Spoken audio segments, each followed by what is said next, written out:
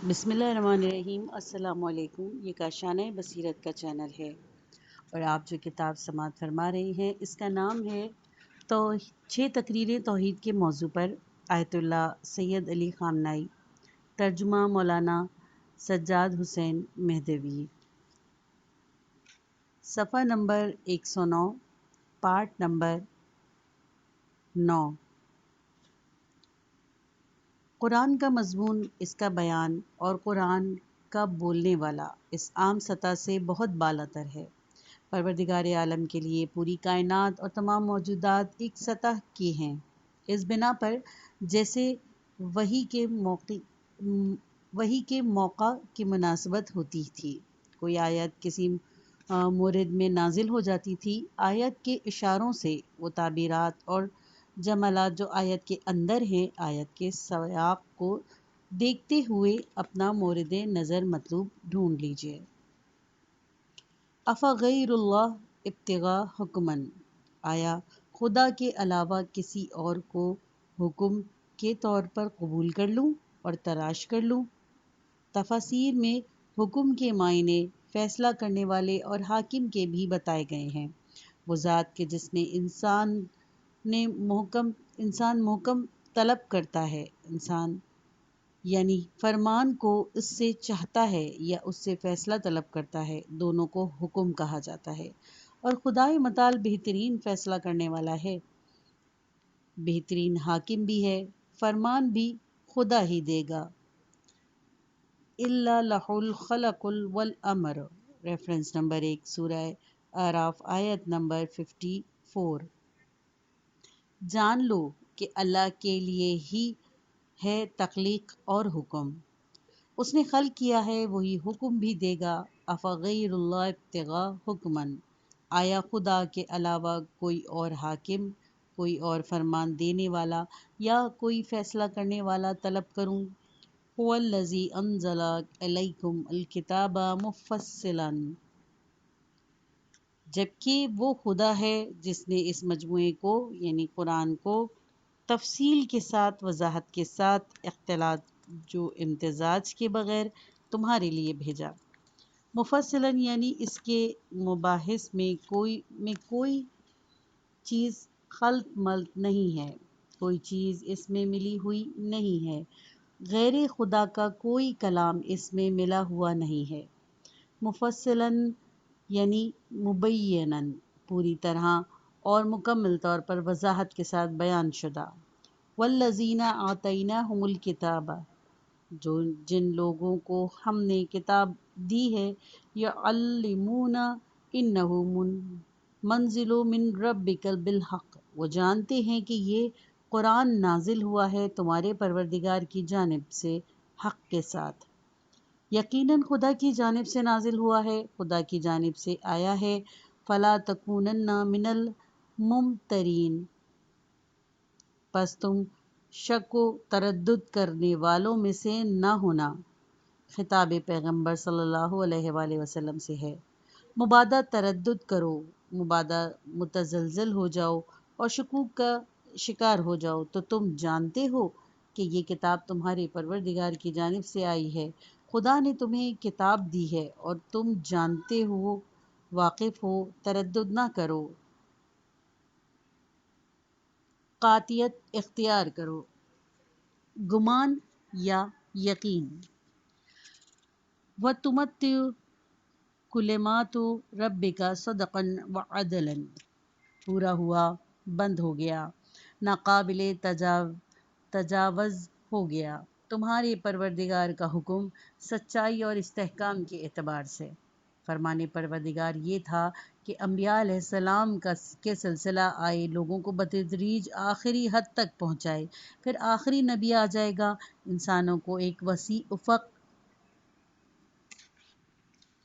ایک لامتناہی میدان کے سامنے کھڑا کر دے گا، چلنے کا وسیلہ، دوڑنے کا وسیلہ، زیادہ سے زیادہ تکامل پانے کا وسیلہ انہیں عطا کر دے، تاکہ انسان اسی میدان میں لامتناہی منزلوں تک پہنچ سکے۔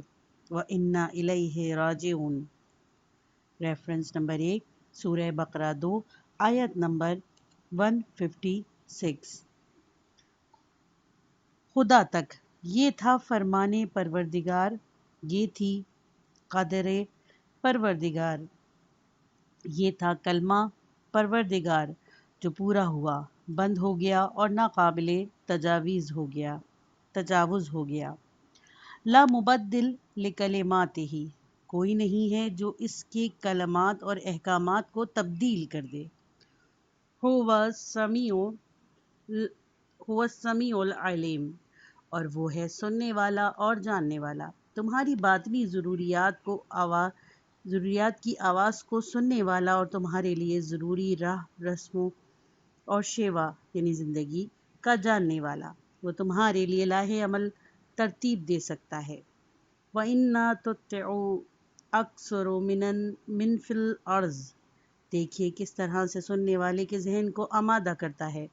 پہلے جملے میں پہلی آیت میں خدا کی حکومت اور اس کے فیصلے کا مسئلہ ہے کہ وہ حکومت اور فیصلے کے لیے سب سے زیادہ حقدار ہے۔ دوسری آیت میں دین اور فرمان خدا کا ناقابل تجاوز ہونے کا مسئلہ ہے کہ دشمن، کافر، سرکش اور مخالف جو کرتا ہے کر لے، خدا کا حکم فیصلہ کن اور قطعی ہے۔ تیسری آیت میں یہ ہے کہ خواہشات اور ہوا و ہوس کی اطاعت نہیں کرنی چاہیے، خدا کی اطاعت کرنی چاہیے۔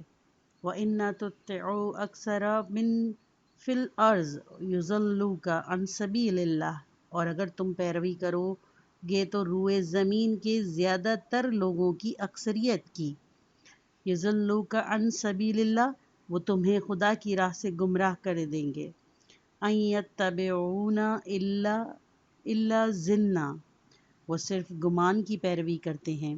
وَإِنَّهُمْ إِلَّا يُخَرُّصُونَ، وہ صرف اندازوں ہی سے کام لیتے ہیں۔ لوگ ظن پر، اندازے پر، گمان پر عمل کرتے ہیں۔ جو افراد لوگوں کے زندگی گزارنے کے لیے راستے، روشیں اور طریقے بناتے اور تجویز کرتے ہیں، کیا انہیں ان راستوں کا یقین ہے؟ اگر اپنی سادہ دلی کے تحت یقین بھی کر لے تو دعا کرنی چاہیے کہ 40-50 سال دنیا میں رہ جائیں گے تاکہ دیکھ لیں کہ ان کے مضبوط منصوبے کس طرح بیکار ثابت ہوتے ہیں، دیکھ لیں کہ ان کے اندازے کس قدر غلط ثابت ہوئے، انہیں یقین بھی نہیں ہے۔ إِنَّهُمَّ إِلَّا يُخْرِصُونَ، معاشرے کو تخمینوں سے، گمان سے، نظریات سے، تھیوریوں سے چاہتے ہیں کہ دنیا کے لوگوں کو، انسانی معاشرے کو چلائیں تھیوری سے، لیکن تھیوری سے کسی کو نہیں چلاتا۔ سچی حقیقتوں کے ساتھ، حقیقی علم و دانش کے ساتھ انسانوں کو سیدھے راستے کی طرف ہدایت دیتا ہے۔ ان ربک هو علم من یضل عن سبیل اللہ، یقیناً تمہارا پروردگار ان کے حال سے زیادہ اچھی طرح واقف ہے جو اس کی راہ سے گمراہ ہو جاتے ہیں۔ وَهُوَ أَعْلَمُ بِالْمُهْتَدِينَ، اور وہ زیادہ اچھی طرح جانتا ہے ہدایت یافتہ اور راستہ پانے والوں کو۔ فَكُلُوا مِمَّا ذِكْرُوا اسْمَ اللَّهِ عَلَيْهِ إِن كُنتُم بِآيَاتِهِ مُؤْمِنِينَ، ریفرنس نمبر 1 سورہ انعام 6 آیت نمبر 117 اور 118۔ یہاں انسان کمال تعجب سے دیکھتا ہے کہ پہلی ان کلی باتوں کے بعد کہ لوگوں کی اکثریت کی اطاعت نہیں کرنی چاہیے، ظن، گمان، تھیوری اور فرض پر نہیں چلنا چاہیے، آخری نبوت کے بارے میں اور دین کے بارے میں خدا کا حکم پورا قطعی ناقابل تغیر ہو چکا ہے۔ ان سب کلی باتوں کے بعد اچانک کہتا ہے کہ جس چیز پر خدا کا نام لیا گیا ہو اس میں سے کھائیں، جس بھیڑ کو خدا کے نام کے ساتھ ذبح کیا گیا ہو اس میں سے کھا سکتے ہیں۔ ایک فرعی مسئلہ انسان کو بہت زیادہ تعجب آمیز لگتا ہے کہ یہ چیزیں آپس میں کیا ارتباط رکھتی ہیں۔ البتہ ارتباط کے حوالے سے میں جو کچھ کہوں گا یہ بھی وہی چیز ہے جو میں نے اپنے تصور کے ذریعے کہہ رہا ہوں، اس کے اوپر کوئی قطعی ثبوت نہیں ہے۔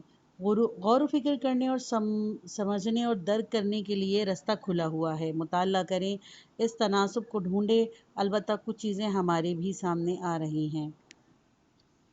خدا کے نام سے۔ اولاً جیسا کہ ہم نے عرض کیا کہ پروردگار عالم جو کہ اس کائنات سے بالاتر اور انسان کے تصور سے کہیں بلند افق پر اور سطح پر ہے، اس کی نظر میں تمام مسائل ایک ہی سطح پر ہیں۔ خدا کے لیے انسان کی نسبت مسائل کلی اور مسائل جزوی میں کوئی فرق نہیں ہے، سب ایک ہی ہیں۔ خدا کے لیے ہر چیز ایک ہی ہے۔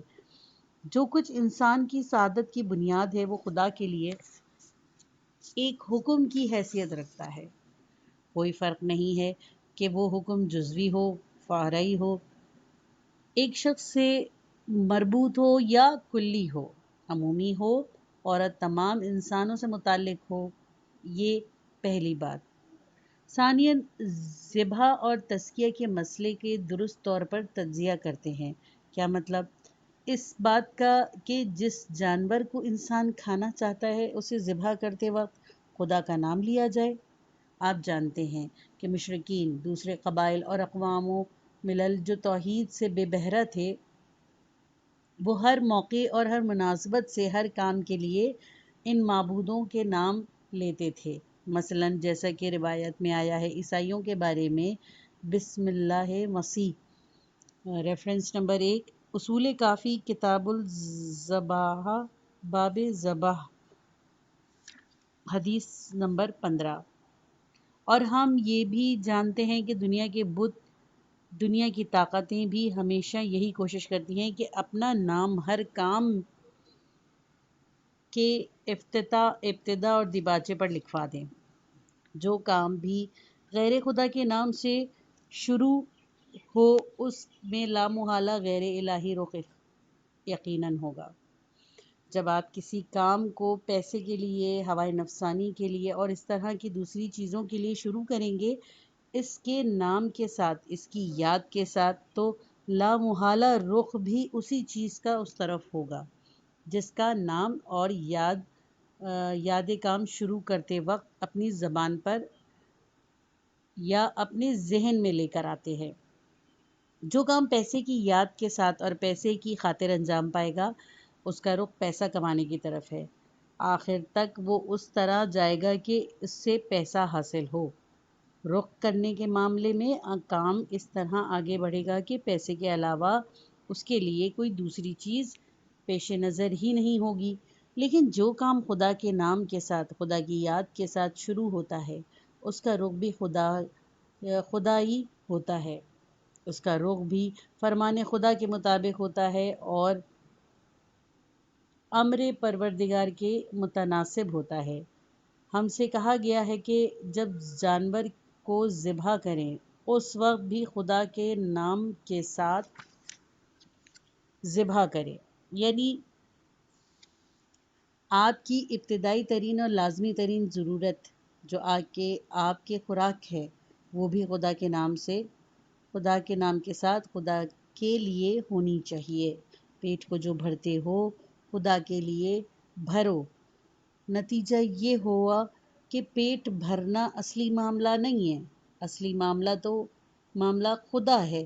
اگر ایک مرتبہ آپ کو افسوس ہوا کہ اگر پیٹ بھرنے سے خدا سے دور ہو جاؤ گے تو اسے چھوڑ دو، نہ بھرو، اسے بھوکا رکھو، بھوک سے مر جاؤ گے، لیکن خدائی راستے کے برخلاف تو تم سے کوئی حرکت سرزد نہ ہوگی۔ کیوں؟ اس لیے کہ پیٹ اگرچہ ایک بنیادی ضرورت ہے لیکن تمہاری زندگی کی بنیاد نہیں ہے۔ تمہاری زندگی کی بنیاد خدا اور خدا کی جانب رخ کرنا ہے۔ یہ بات ہمیں بھیڑ کو ذبح کرتے وقت بسم اللہ پڑھنا یاد دلاتا ہے۔ لقمہ لیتے اور کھانا کھاتے وقت بسم اللہ پڑھنا یاد دلاتا ہے۔ بسم اللہ سے شروع کرو، حتیٰ کہ کھانا بھی بسم اللہ سے شروع کرو، حتیٰ کہ افزائش نسل کا عمل بھی بسم اللہ سے شروع کرو، حتیٰ کہ داخل ہونا، چلنا پھرنا، باہر نکلنا، گھر کے اندر، دکان میں، ہر کام کو۔ کیا مطلب؟ یعنی تمہاری زندگی کا ہر رخ، ہر ضرورت کو پورا کرنے کے لیے اگرچہ لازمی ترین ضرورت ہی کیوں نہ ہو، فرمان خدا کے مطابق اور سبیل اللہ کی خاطر ہونا چاہیے۔ قل انی صلاتی و نسکی و محیائی و مماتی اللہ رب العالمین۔ ریفرنس نمبر 1 سورہ انعام 6 آیت نمبر 162 اور 163۔ میری نماز، میری عبادت، میری زندگی، میری موت، جی ہاں موت بھی۔ جناب ابراہیم علیہ السلام کہتے ہیں للہ رب العالمین، خدا کے لیے ہے، وہ بر اور وہ مدبر اور اہل عالم کے امور کا پروردگار، لا شریک لہو، جس کا کوئی شریک نہیں، پروردگار عالم کا کوئی شریک نہیں۔ میری زندگی کے کسی معاملے میں بھی، حتیٰ کہ کھانے کے عمل میں بھی، نہ صرف نماز پڑھنے کے عمل میں اپنی حرکات و سکنات میں، اپنی کوشش میں، اپنی جد و جہد میں خدا کے لیے کسی شریک کا قائل نہیں ہوں۔ میرے وجود کی یہ مملکت پورے طور پر خدا کے اختیار میں ہے، اس کی طاقت کے دائرہ اختیار میں ہے اور اس کے تحت فرمان ہے۔ جانور کو ذبح کرتے ہو تو اس کو بھی اسی طرح ذبح کرو، لیکن کافر قریشی ایک دوسرے طریقے سے، غیر قریشی کافر کسی دوسرے طریقے سے، جب وہ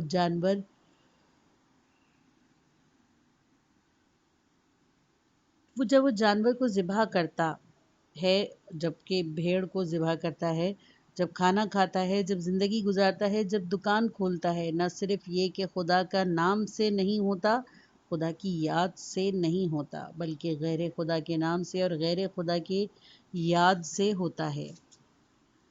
اس ذبیحے کو ایک علامت کے طور پر لیجئے۔ بھیڑ کو ذبح کرتے وقت خدا کا نام لینے کو ایک علامت سمجھو، اگرچہ یہ خود ایک حکم ہے، حکم فقہی ہے، قطعی طور پر خدا کا نام لیا جائے گا، لیکن آپ اس کو ایک علامت فرض کر لیجئے۔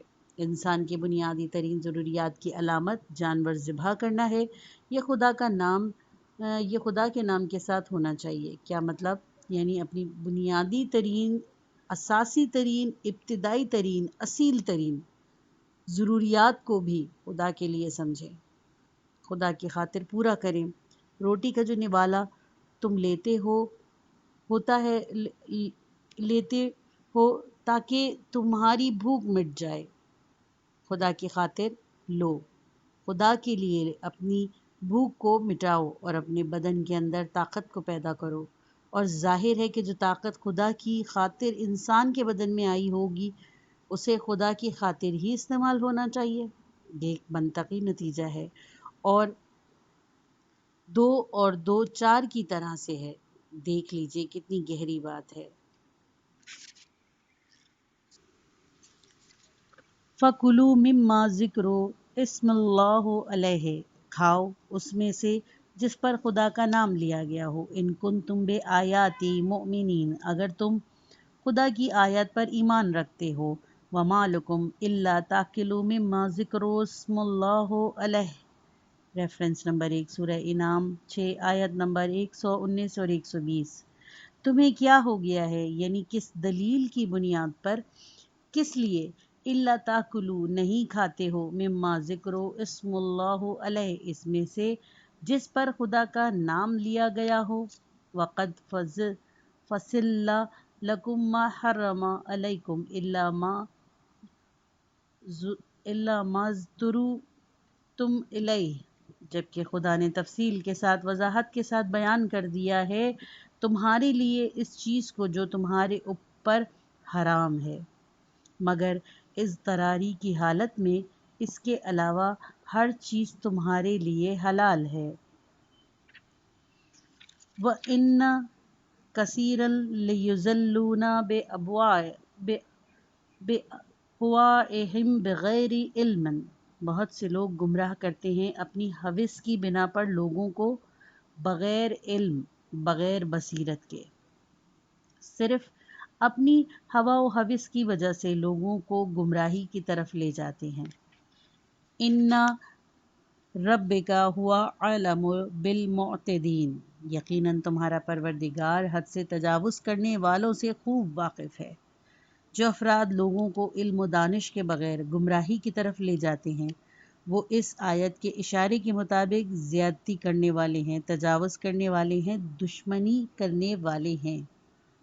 शैतान की अतात वज़ुरू ज़ाहिरुल इस्मु वबातिनहु, छोड़ दो इस चीज़ को जिसका गुनाह ज़ाहिर है और उस चीज़ को जिसका गुनाह पोशीदा और मख्फी।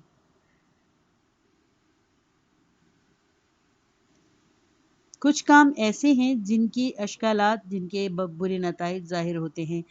किसी इंसान का कत्ल वाज़ेह है कि बुरा काम है। एक जानदार को बेजान कर देना नाहक तौर पर ज़ाहिर है कि बुरा काम है, इसका गुनाह होना ज़ाहिर है। कुछ ऐसे काम हैं जिनका गुनाह वो होना वाज़ेह, ज़ाहिर और नुमाया नहीं होता। बहुत सी ऐसी चीज़ें हैं जिन्हें इंसान नहीं समझता कि ये कितनी बड़ी हैं। बग़ैर इल्म के बात करना, ला इल्म के पीछे चल पड़ना, खुदा के नाम और खुदा की याद को हल्का और मामूली समझना, गैर खुदा की अताअत करना, गैर खुदा के फरमान को सुनना, ये ऐसी चीज़ें हैं जिनके बारे में इंसान के जहन में ये ख्याल नहीं आता कि ये इतनी नुकसानदेह और बुरे नताइज की हामिल हामिल होंगी। खुफिया है, पोशीदा है इसका गुनाह होना, लेकिन बहरहाल दोनों को छोड़ देना है। उस चीज़ को जो गुनाह है, ख्वाह ज़ाहिर हो या पोशीदा।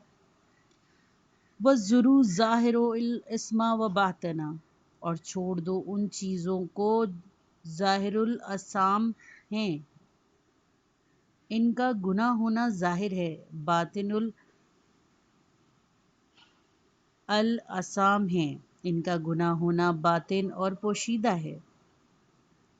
इन्नल लज़ीना यक्सबूनल अस्मो से यजज़ूना बिमा कानू यक्तरिफून, जो लोग गुनाह का इर्तिकाब करते हैं उन्हें सज़ा दी जाएगी इन अमाल पर जो वो अंजाम देते हैं।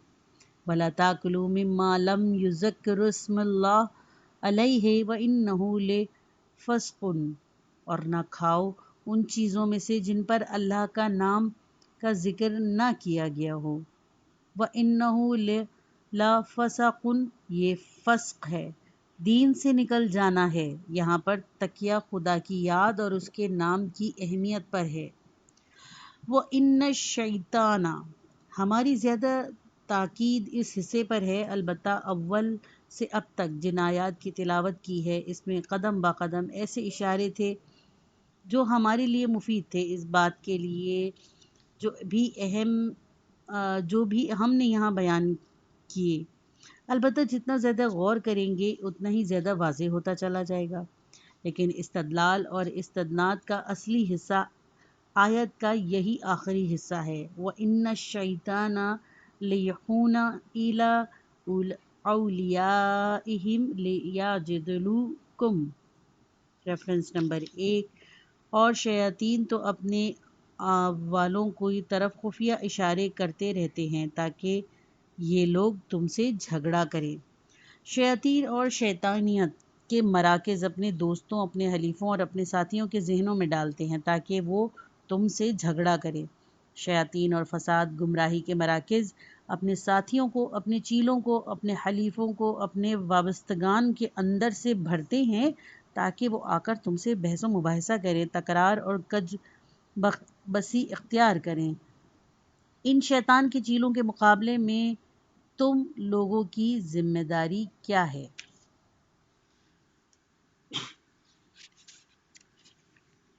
व इन्न शैताना लियहूना इला औलियाइहिम लियुजादिलुकुम, और तुम लोग व इन्ना आतमुहुम इन्नकुम लिमुशरिकून, अगर तुमने इनकी अतात की और पैरवी की तो तुम्हारा शुमार मुशरिकों में होना। مشرکوں میں ہوگا۔ دیکھ لیجئے مشرک بالکل صاف اور واضح ہے۔ پس اطاعت شیطان یعنی رحمان کے مقابلے میں شیطانیت کا مرکز شیطان رحمان کے مقابلے میں ہی تو ہے، شیطان خدا کے مقابلے میں ہی تو ہے۔ اطاعت شیطان یعنی شیطانیت کا مرکز یا شیطان کے چیلوں کی اطاعت یعنی اس کے ایجنٹ، اس کے اعلی کار، اس کے دوست، اس کے حلیف، اس کے نوکر، ان کی اطاعت موجب بنتی ہے کہ تم لوگ مشرک ہو جاؤ۔ وَإِنْ أَطَعْتُمُوهُمْ اگر تم ان کی اطاعت کی، اِنَّکُمْ بے شک تم لوگ لَمُشْرِکُونَ حتمی طور پر مشرک ہو۔ یہ ہوئی ایک فصل۔ فریب خوردہ دوسرا حصہ سورہ شعراء سے ہے کہ اب زیادہ وقت نہیں ہے کہ اس کا تفصیلی ترجمہ کروں، بہت مختصر سا ترجمہ کر دیتا ہوں تاکہ مکمل ہو جائے۔ علوم و معارف کے حوالے سے قرآن و حدیث میں سے سب سے زیادہ دلچسپ اور سب سے زیادہ پر اثر بیانات قیامت کی تصویر کشی، منظر کشی کی صورت میں لوگوں کے لیے بیان ہوئے ہیں۔ جب کسی بات کو اچھی طرح سے سامعین کے لیے مجسم کرنا چاہیں، احادیث میں بھی ایسے ہی ہے، واضح کرنا چاہیں تاکہ دل کی گہرائیوں میں اتر جائے تو قیامت کے کسی منظر کی تصویر کشی کر دیتے ہیں کہ یہ ماجرا وہاں پر منعکس یعنی ریفلیکٹ ہوا ہے اور یہاں پر اسی قبیل سے ہے۔ وَأُزْلِفَتِ الْجَنَّةُ لِلْمُتَّقِينَ ریفرنس نمبر 1 سورہ شعراء 26 آیت نمبر 90 تا 103۔ نزدیک کیا گیا جنت کو اہل تقوی کے لیے روز قیامت کا بیان ہو رہا ہے، اور البتہ ماضی کے اندر سے کہا جا رہا ہے مزار محقق الواقع، آئندہ زمانے میں جو کام یقینی طور پر واقع ہونے والا ہے اس کو عربی زبان میں ماضی سے تعبیر کرتے ہیں۔ اقربت الساعۃ وانشق القمر یعنی ہوگی، ریفرنس نمبر 1 سورہ قمر 54 آیت نمبر 1۔ قیامت قریب آ گئی اور چاند کے 2 ٹکڑے ہو گئے۔ وَأُزْلِفَتِ الْجَنَّةُ لِلْمُتَّقِينَ اور نزدیک کیا گیا، دسترسی میں قرار دیا گیا جنت کو متقین کے لیے۔ وَبُرِّزَتِ الْجَحِیمُ لِلْغَاوِینَ اور نمایاں اور ظاہر ہوئی جہنم گمراہیوں اور فریب خوردہ لوگوں کے لیے۔ غوایت یعنی گمراہی، اغوینہم ریفرنس نمبر 2 سورہ قصص 28 آیت نمبر 63 یعنی ہم نے انہیں فریب دیا۔ غاوین یعنی گمراہ ہونے والا، دھوکہ کھانے والے، اسے کہتے ہیں غاوین کو۔ وَقِیلَ لَہُمْ أَیْنَ مَا کُنْتُمْ تَعْبُدُونَ مِن دُونِ اللَّهِ ان سے کہا جائے گا ان فریب خوردہ گمراہوں سے، أَیْنَ مَا کُنْتُمْ تَعْبُدُونَ مِن دُونِ اللَّهِ کہاں ہیں وہ چیزیں اور وہ لوگ جن کی تم عبادت کرتے تھے خدا کو چھوڑ کر؟ کہاں ہیں وہ مراکز جن کے ساتھ تم زندگی میں وابستہ اور دل بستہ تھے اور ان کی عبادت کرتے تھے؟ کہاں ہیں وہ؟ یہاں پر لفظ عبادت پر غور کیجئے۔